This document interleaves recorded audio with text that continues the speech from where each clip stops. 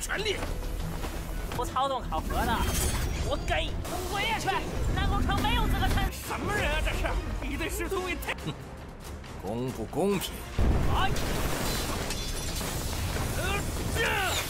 只是8品武魂，实力居然能完全压制仙体，齐南分明是淬体境。非对错，请降！外门的事务，况且半部仙体没有真凭实据，岂能私就这么定罪了？这也太不管出宗门就算了，还随意给我。赵店主。Halo guys, welcome back to KD Universe. Mari kita lanjutkan Tonghua Zhe Chanhun atau Peerless Battle Spirit. Kebetulan di part hari ini bakalan seru karena kita semua bakal melihat Chinan itu malah dituduh dan diancam bakal dikeluarkan dari sekte. Kok bisa ya guys? Penasaran kan? Kalau berdasarkan part terakhir kita semua sudah melihat Chinan yang di babak kedua sudah menyadari kalau dia tuh dicurangi.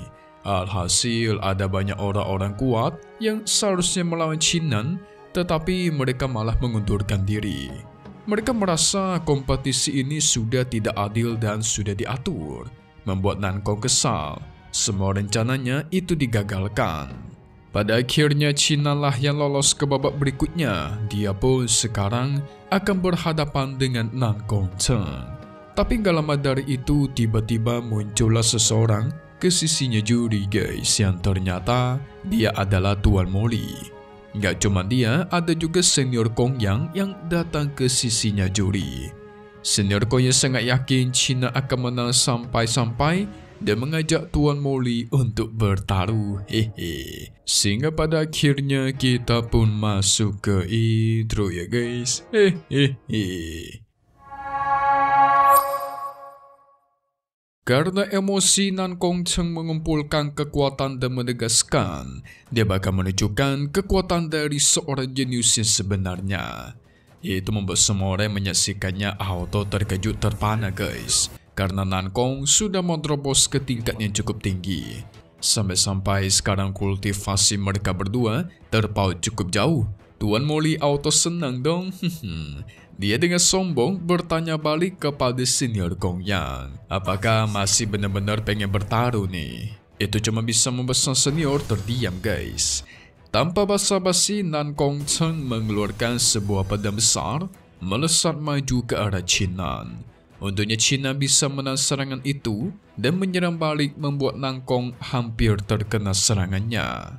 Setelah Nankong lengah, dia segera maju untuk menamparnya guys. Membuat semua orang auto terkejut bukan main. Gak cuma sekali, China menampar kedua kali dan membuat dia terhempas.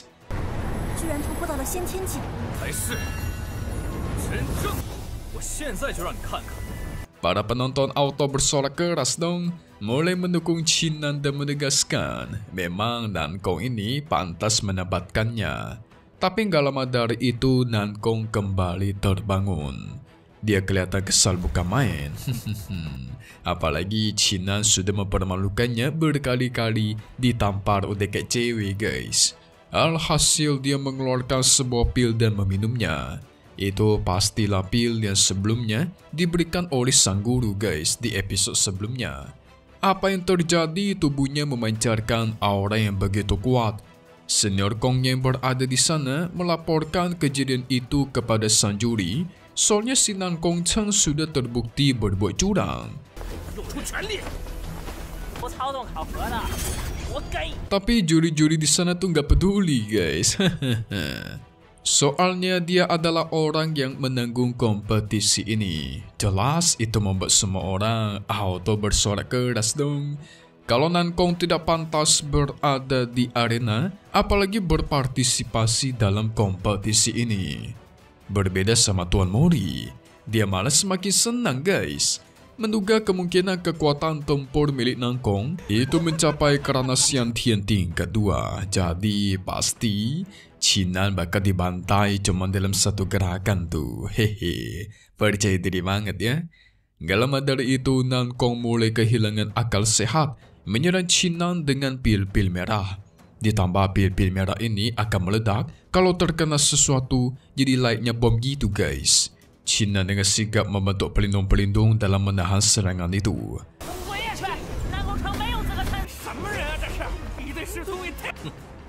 公不公平？ Tapi tidak mau kalah, dia melesat maju menggunakan ribuan pedang. Nankong Chen juga melakukan hal yang sama, melesat mengeluarkan ribuan pil. Alhasil duar, ledakan super besar pun terjadi. Qinan bisa menahan semua serangan pil-pil milik Nankong dan maju hingga membuat Nankong Chen terpojok.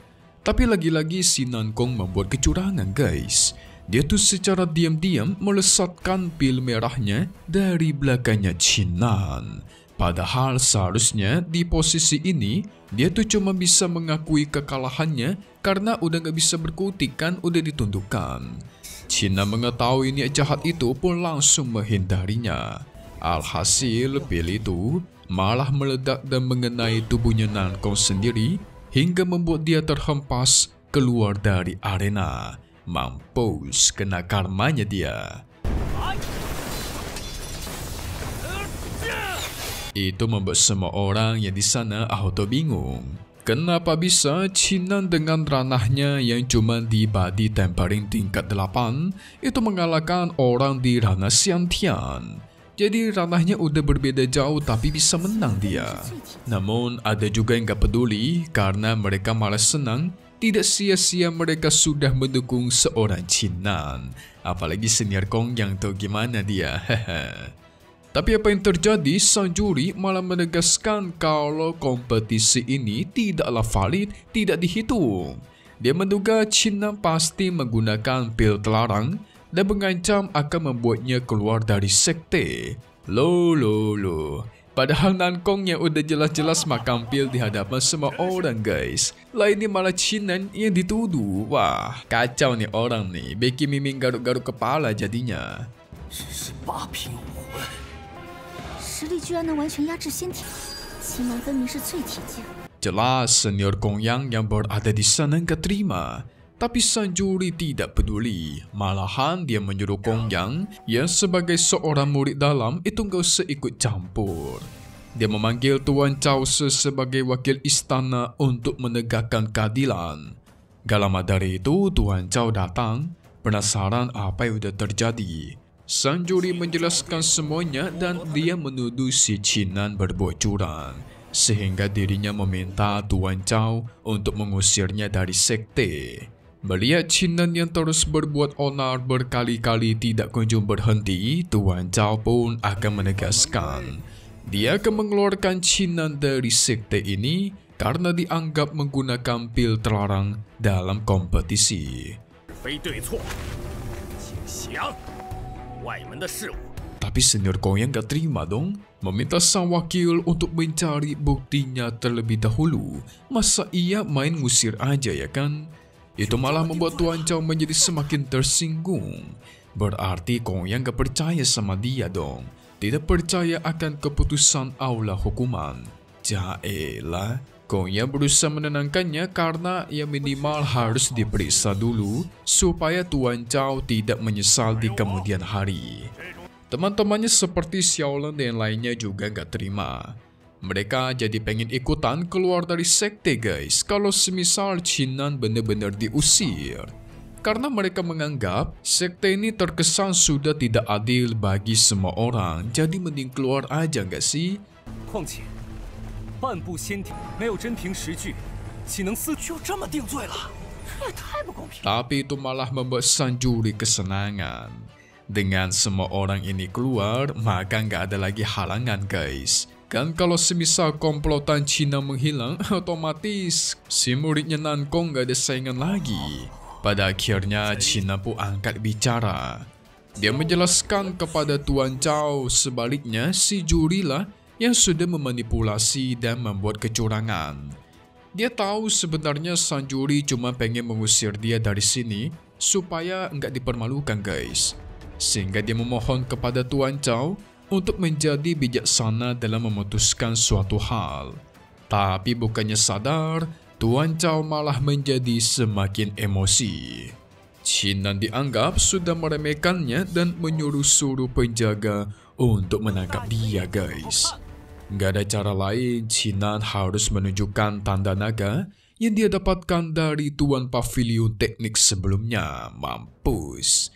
Akhirnya metode pamungkas dikeluarkan nih guys. Tapi Tuan Zhao tidak peduli, malah menghancurkan tanda naga itu. Wow. Sepertinya sudah sangat jelas ya guys, sekte ini udah diambang kehancuran.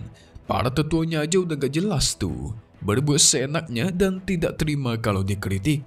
Apalagi Tuan Zhao. Gak cocok dia jadi wakil. Lebih cocok jadi apa dia guys? Mungkin lebih cocok digeprek kayak I'm geprek kali ya.